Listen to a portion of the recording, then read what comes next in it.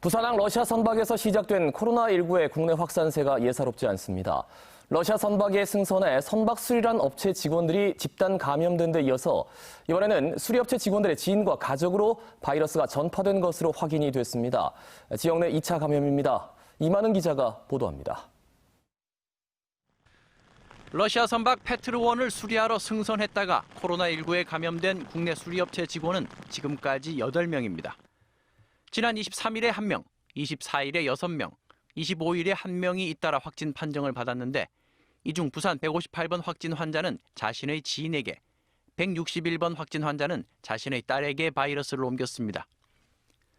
러시아 선박에서 시작된 코로나19가 항만을 통해 1차와 2차 감염으로 이어져 5일 만에 10명의 지역 내 확진 환자가 발생했습니다. 애초에는 1차 검사에 모두 음성 나왔습니다. 그런데 증상이 있어서 이번에 검사를 하니까 다 양성이 나왔기 때문에. 문제는 수리업체의 경우 대부분 규모가 영세해 근로자들의 인적 사항을 제대로 파악하기가 힘들다는 겁니다. 2차, 3차 협력업체들에서 파견된 근로자들이 대부분인데다 일용직 노동자들도 상당수 포함되어 있습니다. 조선소를 통해서 명단을 파악하고자 하니 그분들은 본인 회사의 소속이 아니고 그날만 와서 일을 하신 분이라 파악이 안 된다라든지 이렇게. 부산항에 입항한 러시아 선박에서는 지난달에 20명이, 이번 달 들어 58명의 선원이 코로나19 확진 판정을 받았습니다. 한편 방역당국이 지역사회 전파를 차단하기 위해 실시한 전수검사에서는 지난 일요일까지 수리업체 직원 1,199명이 모두 음성 판정을 받았습니다. MBC 뉴스 이만흥입니다. 김해공항 확장안의 타당성 여부를 검증하는 김해신공항 검증위원회. 이 위원회가 검증하는 대상은 국토부의 김해공항 확장안 기본계획인데요. 이 기본계획 작성에 자문을 해준 교수들이 이번에는 이를 검증하는 위원회 위원으로 활동 중인 사실을 MBC가 확인했습니다. 심각한 공정성 논란이 예상됩니다. 황재실 기자입니다. 2018년 12월에 나온 국토교통부의 김해공항 확장 기본계획안입니다. 이 계획안 작성을 위해 2017년부터 최소 17차례 전문가 자문회의가 열렸습니다. 이 가운데 수요 예측과 소음 영향 분야의 전문가 자문을 해준 2사람의 프로필이 눈에 띕니다. 김해 신공항 검증위원 명단의 프로필과 동일하기 때문입니다. 본인들에게 직접 확인해 봤습니다. 그거는 제가 확실히 말씀 못 드리겠고 그런 자문은 워낙 많습니다. 하지만 해당 대학교의 항공소음 분야 전공 교수는 A 교수가 유일합니다. B 교수는 사실을 인정했습니다. 코티가 기본 계획을 수행하고 있는데 외부 전문가 초대해서 자문 의견 한번 듣고 싶지 않나요? 자문위원으로 갔어. 내가 자문위원으로 오라고 그래서 그걸 재척사유라고 하면 재척사유로 하세요. 그러면 본인들이 자문위원으로 참여했던 보고서를 스스로 검증까지 하는 이른바 셀프 검증. 명백한 규정 위반입니다. 총리실이 검증위를 구성할 때 규정한 위원 재척 사유 가운데 첫 번째에 해당합니다. 재척돼야 하지 않느냐 이런 얘기도 있었습니다만 보니까 깊게 한 게 아니고 진짜 그야말로 아니. 그런 식으로 판단이 돼가지고 만에 하나 이 두 분에 대한 어떤 조치가 합당한 조치 없이 검증위원회 결론이 나왔을 경우에는 저는 이 심각한 공정성의 문제가 있다 이렇게 생각을 합니다. 취재진이 전재수 의원실을 통해 이 같은 사실을 확인하려 하자 국토부는 일부러 이 2사람과 관련한 자문회의 내역을 누락한 자료를 제출했습니다. MBC 뉴스 황재실입니다. 민주당 당대표 경선에 나선 3명의 후보들이 PK 지역 민심 잡기에 공을 들이고 있습니다. 특히 부산의 민심이 요동치면서 신공항과 시장 보궐선거 등이 주요 쟁점으로 부각되고 있습니다. 보도에 민성빈 기자입니다. 다음 달 1일 민주당 당대표를 뽑는 부울경 지역 전당대회를 앞두고 이낙연 후보가 가장 먼저 부산을 찾았습니다. 부산의 최대 현안인 동남권 신공항과 관련 개인 의견임을 전제로 가덕 신공항을 지지한다고 밝혔습니다. 먼 눈으로 확장성을 좀 더 중요하게 생각하면서 가덕 신공항으로 정해졌으면 좋겠다. 그 생각을 합니다. 총리실의 김해 신공항 검증 발표가 임박한 만큼 김부겸, 박주민 두 후보도 부산 방문에 맞춰 신공항 관련 입장을 표명할 것으로 보입니다. 부산의 또 다른 쟁점은 부산시장 보궐선거입니다.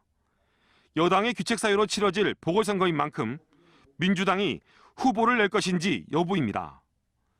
김부겸, 박주민 후보는 서울시장까지 선거판이 커져 후보를 낼 필요가 있다는 입장인 반면 이낙연 후보는 신중론을 취하고 있습니다. 대선 판세의 척도가 되는 부산이 이번 경선에서도 최대 승부처로 꼽히자 후보마다 동남권 메가시티와 공공기관 이전, 국가균형발전 등 PK 현안을 챙기며 민심 잡기에 공을 들이고 있습니다. 부산의 문제, 예를 들면 가덕도 신공항 문제에 대하여서도 당대표 후보들이 분명한 좀 얘기를 내줬으면 좋겠고요. 또 부산에 대하여서 앞으로 민주당이 어떤 기대를 가지고 있고 또 어떻게 하겠다라고 하는 얘기를 할 필요가 있습니다. 민주당 당대표에 나선 3명의 후보들은 부울경 전당대회 하루 전인 오는 31일 부산 MBC에서 지역 현안과 쟁점을 놓고 방송 토론회를 갖습니다. MBC 뉴스 민성빈입니다. 계속해서 오늘 아침 신문 함께 보겠습니다. 먼저 국제신문입니다. 11년간 침수된 곳 또 침수, 알고도 대비 안 했다라는 제목, 일면 머릿기사에 올라와 있습니다. 시간당 90mm가 넘는 폭우 때 동래, 금정, 연제구 일대 저지대를 중심으로 부산시까지 대부분이 침수 피해를 입는 것으로 드러났다고 하는데요. 국제신문이 침수 사고 구역을 전수조사했더니 11년간 부산에서 침수 피해를 입은 구역은 모두 145곳으로 대부분 태풍이나 폭우에 반복적인 피해를 입었다고 전했습니다. 이 피해 구역을 재해 유형에 따라 예측하고 대비할 수 있지만 부산시가 위기관리 시스템을 갖추지 못해 화를 키운다고 지적했습니다. 바로 옆 기사 보시겠습니다.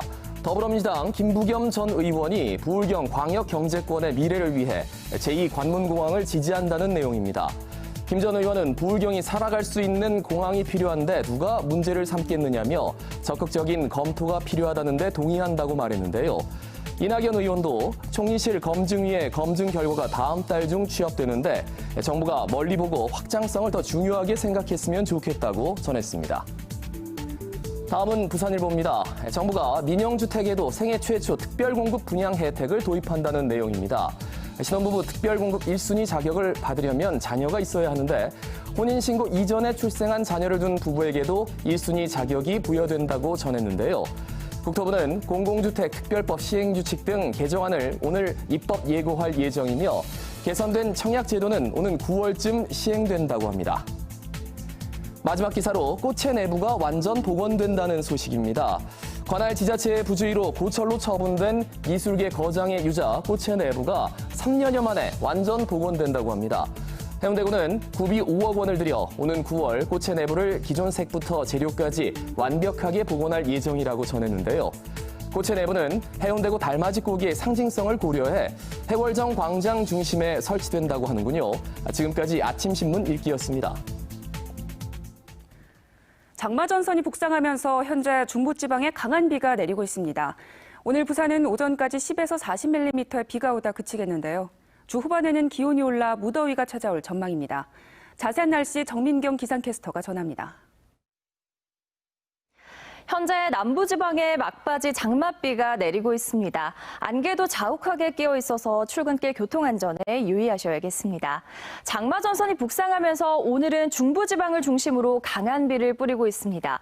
호특보가 내려진 지역에서는 시간당 30mm 이상의 세찬비가 오고 있는데요. 이들 지역에 비해서 부산은 상대적으로 약한 비가 이어지고 있습니다. 오늘 부산과 울산, 경남 남해안은 오전까지 10에서 40mm의 비가 오겠고요. 경남 내륙은 저녁이다 돼서야 비가 그치겠습니다. 이어서 자세한 지역별 기온 살펴보겠습니다. 오늘 아침 기온은 부산과 양산이 21도, 창원과 거제가 22도 등으로 어제와 비슷하게 출발하고 있습니다. 비가 그친 뒤 낮부터는 날이 더워지겠습니다. 한낮에 부산과 울산이 27도, 양산 30도, 합천과 진주는 29도로 어제보다 2도에서 많게는 6도가량 높겠습니다. 내일까지 해상에 안개가 짙게 끼겠습니다. 물결은 남해 동부 먼바다에서 최고 2m까지 비교적 낮게 일겠습니다.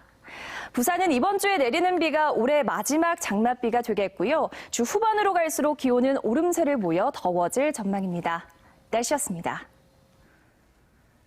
길고 길었던 올해 장마는 끝나가지만 부산에 큰 상처를 남겼습니다.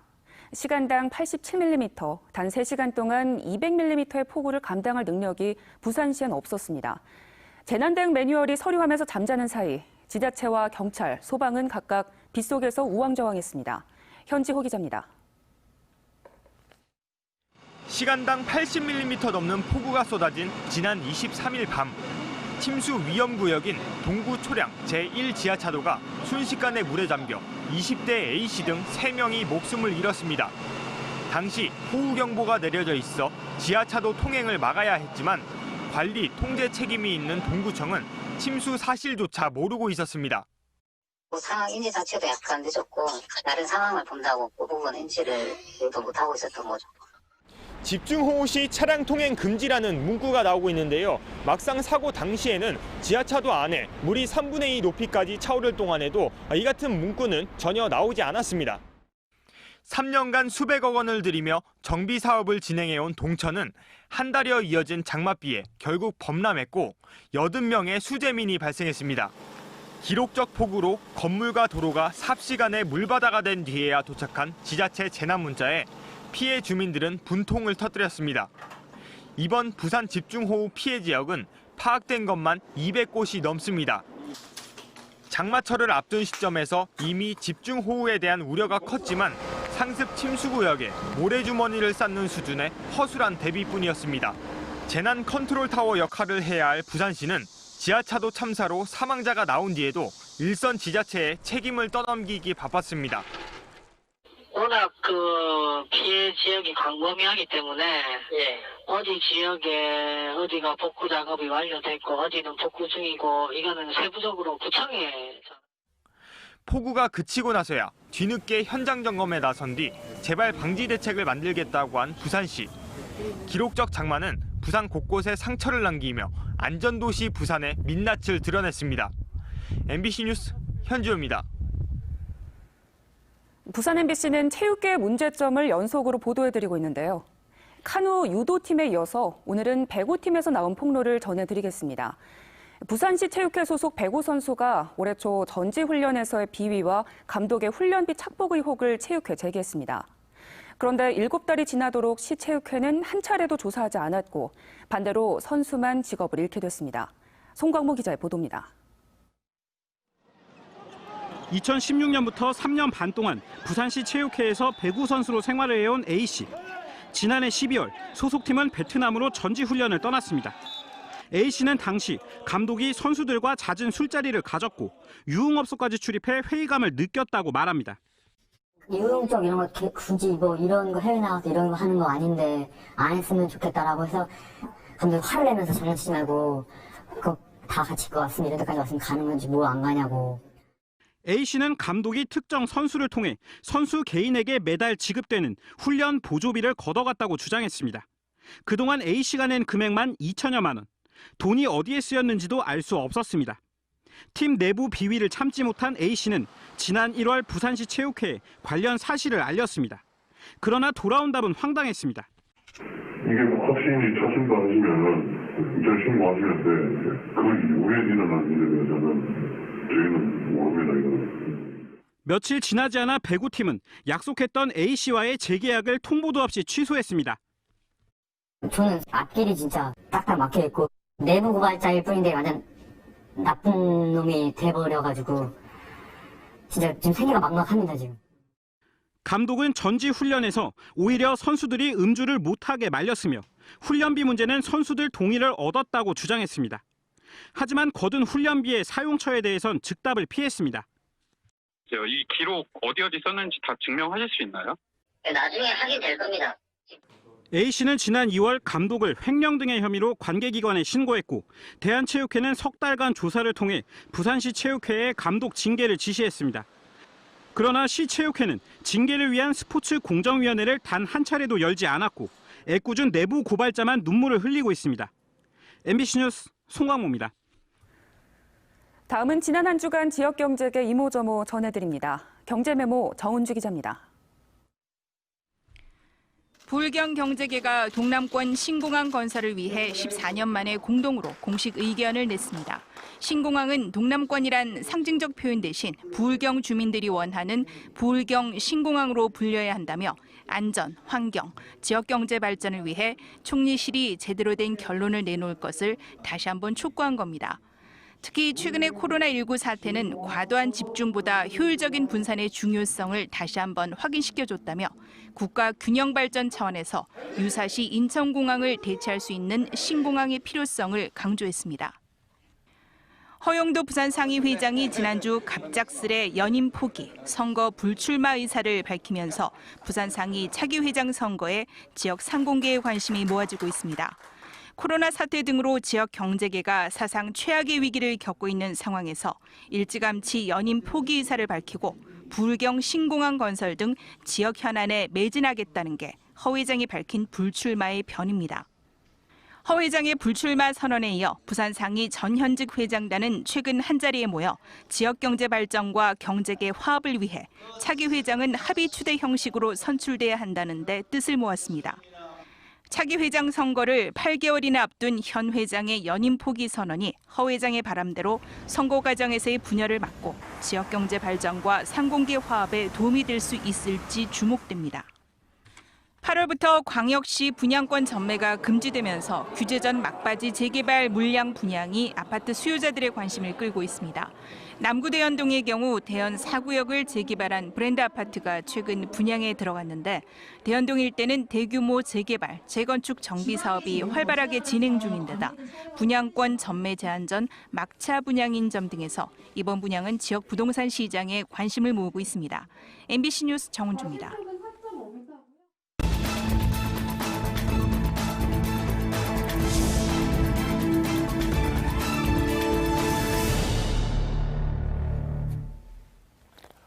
어제 오전 10시 10분쯤 연제구현 호텔 철거 공사장에서 굴삭기가 추락해 운전기사 60대 A씨가 부상을 입고 병원으로 옮겨져 치료를 받고 있습니다.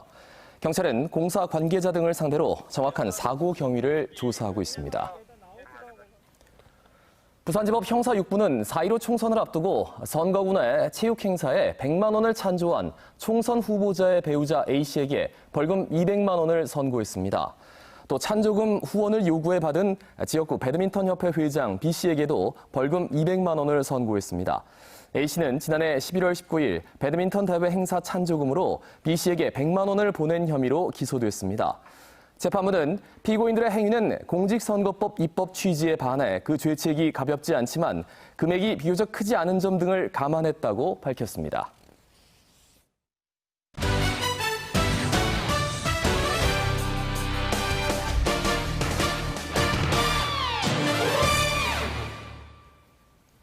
프로야구 롯데자이언츠가 어제 사직구장에서 열린 NC 다이노스와의 경기에서 11대 9로 이겼습니다. 롯데는 경기 초반부터 방망이가 터지며 5회까지 8대 4로 점수차를 벌리며 앞서 나가다가 다시 8대 9로 뒤지며 패색이 짙었지만 9회 말 정훈의 끝내기 홈런으로 반전의 재역전승을 거뒀습니다. 올 시즌 처음으로 관중 입장이 허용된 이날 경기는 빗줄기가 굵어지면서 9회 초 중단됐다가 73분 뒤 재개됐습니다. 최근 부산 지역 폭우로 피해를 입은 소상공인들에게 최대 7천만 원 이내 2% 고정금리, 대출 기한 5년 한도 긴급 경영안전자금 사용이 가능합니다. 피해를 입은 소상공인은 해당 구군에서 자연재해 종료일부터 10일 이내에 재해 확인서를 발급받아 지역 신용보증재단에서 특례 보증 후 대출 취급 은행으로 자금 신청을 할 수 있습니다. 국립해양박물관이 코로나19 사태 이후 처음으로 테마 전시를 마련했습니다. 해양박물관은 바다와 여성을 주제로 오는 11월 1일까지 2층 기획전시실에서 올해 첫 테마 전시를 개최한다고 밝혔습니다. 이번 전시에서는 해양문화 속에 기록된 여성의 이야기를 다루고 바다와 여성의 노동, 대항해 시대 여성의 활약상 등을 함축적인 메시지로 전달합니다. 부산 항만공사와 한국 허치슨 터미널이 북항 자성대보들을 운영할 수 있는 권리기간에 대해 입장 차이를 보이고 있는 가운데 허치슨의 자성대보도 운영기간이 1년 연장됐습니다. 항만공사는 자성대보도 임대차 계약 기간을 내년 12월 31일에서 오는 2022년 12월 31일로 1년간 연장하기로 결정하고 허치슨 측에 공문을 보냈다고 밝혔습니다. 이 같은 조치는 신항 2의 5단계 개장 연기와 북항 재개발 사업 2단계 착공 시기 등의 문제를 비롯해 허치슨 측이 계약에 따라 최장 30년 임대 기간을 연장할 수 있다는 입장에 따른 것입니다. 부산시는 환경미화원의 안전사고 발생과 위험 노출을 줄이기 위해 100리터 대용량 쓰레기 봉투 제작을 전면 중단하기로 했습니다. 100리터 대용량 쓰레기 봉투는 압축해서 버려질 경우 40kg 이상 무게가 나가는 경우가 있어 환경미화원들의 근골격계 질환의 원인으로 지목돼 왔습니다. 2018년 기준 부산에서 판매된 100리터 쓰레기 봉투는 25만 4천 장으로 집계됐습니다.